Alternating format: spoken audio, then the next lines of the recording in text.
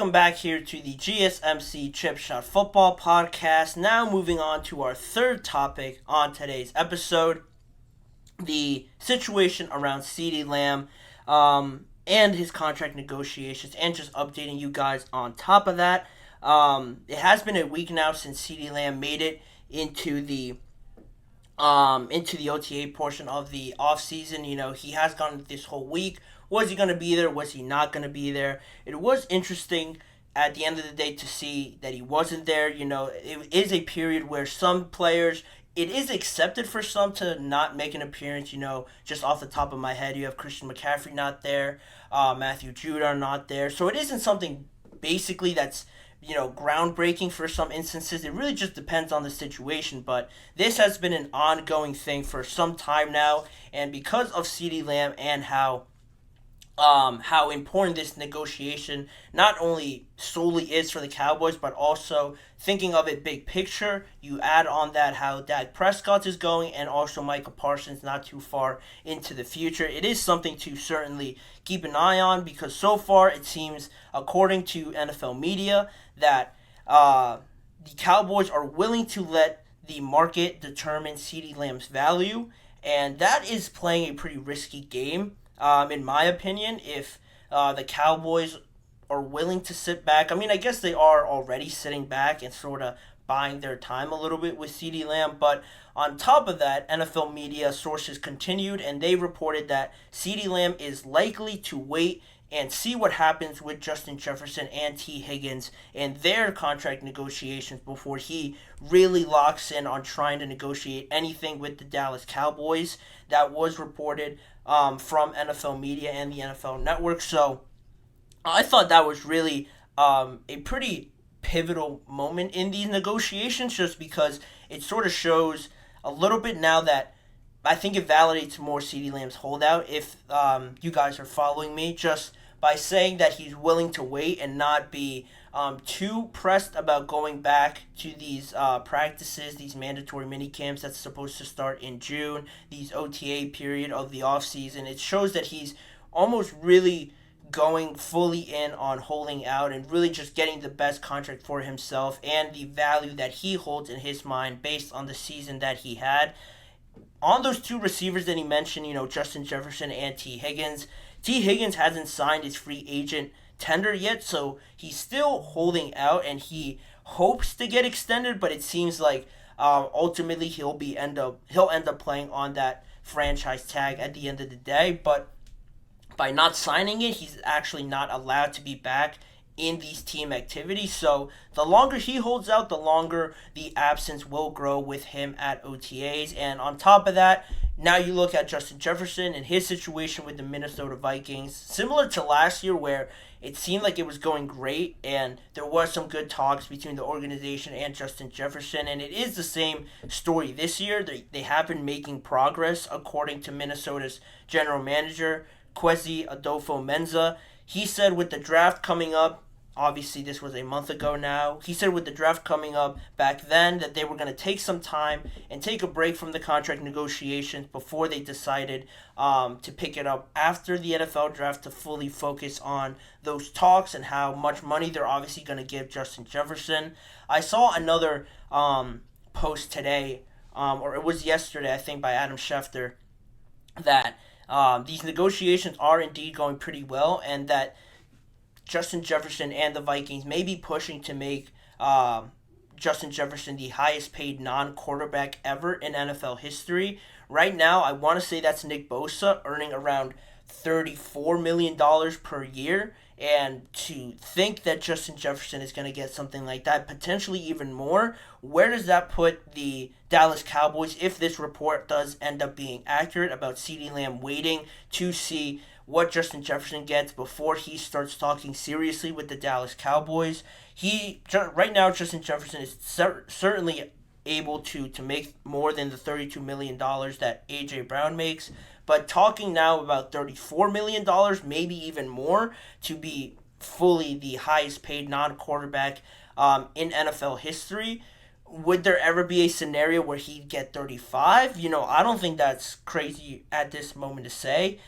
With the numbers that are being thrown around the NFL, obviously mostly with quarterbacks, but I think why this is taking so long with Justin Jefferson is because we could see something very monumental to happen here in this offseason potentially for the Vikings. And again, where does that leave now the Cowboys and CeeDee Lamb? Because before I was of the mindset that, Dak was at a situation where, yeah, the Cowboys have to focus in on that and try and re-sign him because he is and has been their quarterback for the recent years and has brought him to the playoffs and he's coming off one of his best years. But on top of that, just being the quarterback, that should be priority. But again, I was of the mindset that CeeDee Lamb, if you're talking about talent and going forward and who would be projected to maybe give you more in those years, I would have probably had CeeDee Lamb as my top priority to re-sign before I'd get to Dak Prescott, because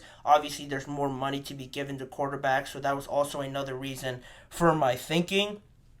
But now the question becomes, do you put Dak Prescott now as the priority over CeeDee Lamb? Because if it is true that he is waiting to see what Justin Jefferson gets and the Cowboys sort of can't jump ahead of these other contract negotiations to work out a deal that suits them better rather than what suits CeeDee Lamb better, does that now make Dak Prescott the number one priority for them to get done, figure out the quarterback, and if at the end of the day you don't want to give CeeDee Lamb that amount of money, it's okay because you at least have the quarterback there to then bring in some more wide receivers and have him still in your building rather than maybe losing both of them. I think that is something that has become a reality now for the Cowboys. If CeeDee Lamb is really pushing for this much money, it puts them in a bind, obviously, now, because on top of them not signing any free agents, it just worsens their salary cap. It puts them more in a bind if they're giving a lot more money to CeeDee Lamb now and also trying to fit Dak's contract into it now. It's becoming more and more evident now that, like we said before in the past, that it seems like the Cowboys are just going to have to decide between some of them. And on top of that, Micah Parsons isn't too far behind. I want to say the highest paid defensive lineman right now, other than the defensive tackles. I know Chris Jones is making well over 20, or he's making well over 30 now as the defensive tackle. Nick Bosa is the highest at 34 for a defensive lineman. Micah Parsons, I'm sure, fits himself in among the top pass rushers as well. So to say he wants to be paid around there and maybe CeeDee Lamb as well, that's obviously not going to work out for the Cowboys. And if it does somehow work out, how's the rest of the team going to look if you have all of your salary cap going to Micah, CeeDee, and maybe Dak if you somehow work a miracle there and have all three of them on some of the highest paid players at their positions? The rest of your team is certainly going to falter, and it's not going to live up to the expectations now that you have with the Dallas Cowboys. So the question obviously now is, do you make Dak the priority? And also, do you value having the best player at one position or having good players, solid players all over your roster? I would settle for the latter in that situation.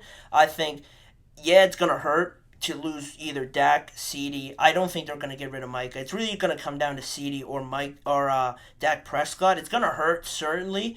And the way the NFL goes now, without a quarterback, it doesn't seem that you could really be taken seriously, especially in the NFC, where if you have a good team, you only really have to compete with the Lions and the 49ers as the legit threats, and I'll throw the Philadelphia Eagles in there as well. Those three teams, and then if you have another great quarterback like Jordan Love is sort of starting to ascend into that, you can really push some of these teams for contending for NFC championship games over and over again. And that's another reason why maybe the cards are sort of stacking against CeeDee Lamb, where he might have to, just by default, by how the NFL set up, you need a quarterback, maybe be moving on after this year if he doesn't get the contract that he needs, and it just becomes a very bad situation also in the future and in the present for the Cowboys, because this season they're already low at some depth at some of their positions on offense, the running back, offensive line, and say you have a pretty bad relationship with your wide receiver. He's holding out. He's not playing 100% because he has his contract on his mind. The same thing goes for Dak Prescott. They know they're not going to be on the team anyway next year, so how does that factor into their performance on the field? Say they have a bad year this year, then they lose one of these two guys in the next year or so, then where do you go from there? Very delicate situation right now for the Dallas Cowboys with this recent development on CeeDee Lamb. I don't think it's out of line for CeeDee to do this. Obviously, he's looking out for himself, wants more security in the future with the money that he has certainly earned after this year, being among the top wide receivers in terms of the numbers that he put out there, and really crediting some of Dak Prescott's performance to him as well. It goes hand in hand. Dak played well because CeeDee played well, and CeeDee played well because Dak also had a phenomenal year. It's going to stink when the Cowboys potentially lose one of these two players, but it is sort of the bed now that they have to lay in, that they've sort of set for themselves with not extending them earlier and sort of having them pile up now towards the same period where you have to make a decision now, where that couldn't have been the case before if you were pre-active and extended them before. But this could become a bit uglier for the Dallas Cowboys, uglier than it has been the last few years. So we'll see where this team ends up. They're going to be in the playoff race, I think, just because of that division. They might not be top of the division because of the Eagles, but they'll be in the wild card race. But this could really be the last chance we see this core of Cowboys players together before some major changes come in 2025 and 2026 potentially. So leave your guys' thoughts on that topic. But for the meantime, we'll be moving on with the show. A few more topics to talk about on today's episode. Caleb Williams' struggles at OTAs, what some of his teammates are saying about it, and as well his head coach and Matt Eberflus. Then more on Roger Goodell talking about a potential future Super Bowl coming to the city of Nashville, Tennessee. The pros and cons about that and more details coming up in just a few seconds. Don't go anywhere.